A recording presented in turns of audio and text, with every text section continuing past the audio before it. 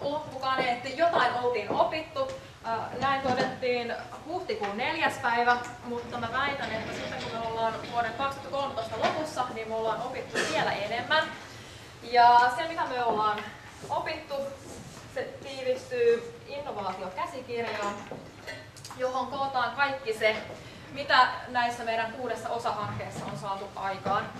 Ja musta kiinnostavaa tässä on siis se, että meillä on täällä niinku useampi toimijataho. Meillä on nämä tutkijat, laitetaan hattusulkuihin, joilla se on vasta tämän hankkeen jälkeen. Ja se, mitä tutkijat tästä saa, on se, että meillä on tällainen käytäntöteoreettinen lähestymistapa. Ja nyt mä itse asiassa heitän tällaisia visioita, nyt mennään narratiivin puolelle, ehkä vähän fiktiiviseen maailmaan, ja lähden myöskin haastamaan meidän omaa jengiä siitä, että mitä meillä sitten 1,5 vuoden päästä on kasassa. Mutta että meillä olisi olemassa sellainen käytäntöteoreettinen viitekehys, jonka avulla voidaan empiirisesti tutkia työkäytänteitä. Et ihan oikeasti niin saataisiin kehitettyä sitä eteenpäin niin, että se olisi mahdollisimman käytännönläheinen sekä tutkijoille että sitten työorganisaatiossa toimijoille. Eli tässä on tällainen linkki. Tämä viitekehys syntyy tässä tutkimuksessa ja jotenkin näkyy tässä meidän innovaatiokäsikirjassa. No sitten meillä luonnollisesti on täällä nämä tyypit, jotka tekee sitä työtä ja innovoi. Ja sitä tutkimalla me saadaan aikaan tämä meidän innovaatiokäsikirja. Mutta se, että mitä saa nämä organisaatiot, jotka osallistuu tutkimukseen, niin väittäisin, että tämän meidän viitekehyksen avulla niin he tulee myöskin tietoisemmiksi siitä, että mitkä ne heidän innovatiiviset työkäytännöt on, jolloin he pystyvät myöskin uusintaan ylläpitämään niitä. Ja sitten tietysti täällä on valtava määrä samankaltaisia organisaatioita, jotka sitä kautta, että tehdään näkyväksi sitä, miten nämä käytännöt oikeasti siinä arjessa rakentuu, niin pystyy viemään niitä omaan arkeensa.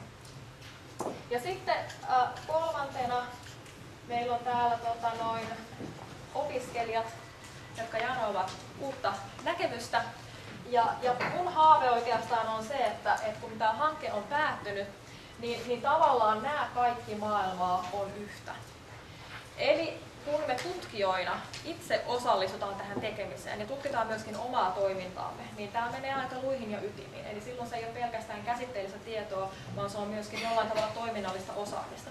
Joten mä toivon, että sitten kun me tutkija-opettajina mennään luokkahuoneeseen, niin me itse asiassa opetettaisiin sisällöllisesti näitä asioita, joita on muun muassa täällä innovaatiokäsikirjassa, mutta mikä tärkeämpää, me opetettaisiin niitä käyttäen sellaisia innovatiivisia käytäntöjä, joita me ollaan nähty näissä yrityksissä.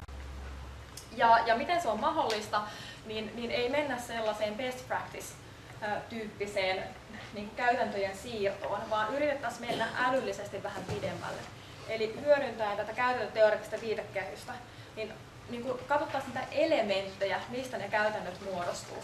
Jolloin sitten kun me mennään ihan muuhun kontekstiin, niin meillä olisi itsellä sellainen näkemys ja kyky luoda aina siihen tilanteeseen sopivia uudenlaisia innovatiivisia käytäntöjä. Ja totta kai sitten kun me näitä tuloksia levitetään erilaisissa työpajoissa, niin niissäkin käytetään samanlaisia innovatiivisia työkäytäntöjä, joita me ollaan tässä tutkimuksessa löydetty.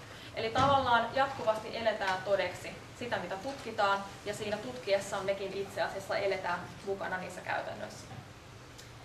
Eli 2013 vuoden lopussa niin InWork-hankkeesta tulee ulos tällaista.